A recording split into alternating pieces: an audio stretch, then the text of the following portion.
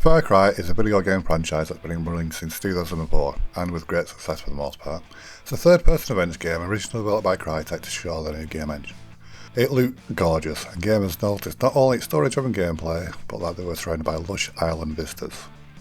Far Cry would set a visual benchmark, and people were keen to get their hands on it. After the first game, Ubisoft would take the reins and turn it into an anthology series. Each game would be its own standalone story set on different islands. The games would share a name and have similar gameplay and setup, but that's about it.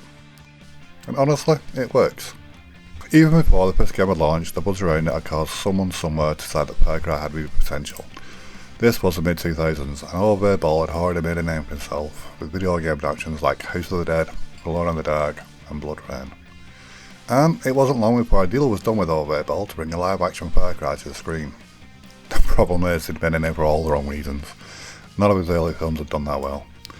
They were all somewhat detached from their source material and filmed on minimal budgets, and honestly, because of this, for the most part, they were all really bad.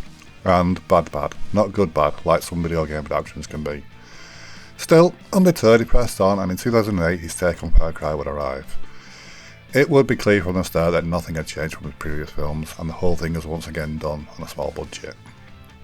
I mean, from the off, the tropical paradise island setting that caused the game to be such a hit would be gone, and instead we were left with some less than glamorous location. It's still an island, but paradise it is not. The main characters of the game would be there though. The hero of the piece, Jack Carver, played in the film by Til Schweiger. As in the game, he's joined by Valerie, played by Emanuel Varga, and the villain they're trying to stop the whole thing, Dr. Krieger, is played by Udo Kier. As the film goes on, we find many other changes. For example, the character of Valerie would no longer be a secret CIA agent posing as a journalist, she'd just be a journalist. And kind of a dumb one down at that. Not that she was incompetent, just not a CIA agent. Still pretty plucky though. Other elements from the game are missing, or changed beyond any recognition. The core idea that Jack must defeat Dr. Krieger and an army of mutant soldiers would still be in place, mostly. There wasn't an array of mutated primates, just unlucky mercenaries. To be fair, all this is mostly fine. I mean, the games aren't connected and so it tracks the film didn't need to be either. The end credits would claim the film is based on Far Cry, but it's probably more fair to say it was inspired by it instead.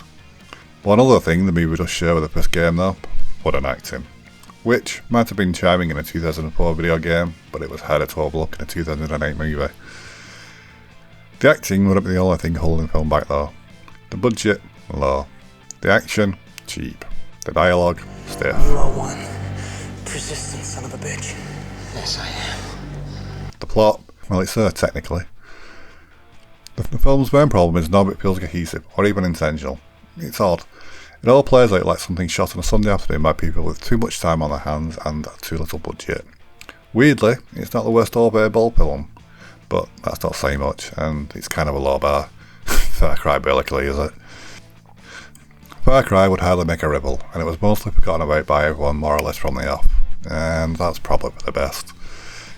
To be fair, it might have gone down better if it hadn't been based on a game. There are plenty of these kinds of films kicking around, and it's no worse than other ones I've seen. The game series would however have better luck. Far Cry 3 would reinvent the franchise in 2012. It had a strong narrative, chaotic open world gameplay, and once again the games would be hyped up for it. They'd release a well received live action miniseries for the third game on the web.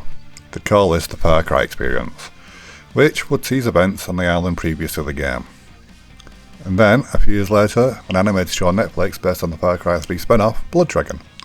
They'd call this Captain Laserhawk because, well, Blood Dragon is a thing. To date, there'd been no more attempts at a film. So, was Far Cry the worst video game movie ever? No it wasn't. But it makes a very strong case for why most video game actions probably shouldn't exist. Anyways, thanks for watching. I've been Paul. This was Pixels Popcorn.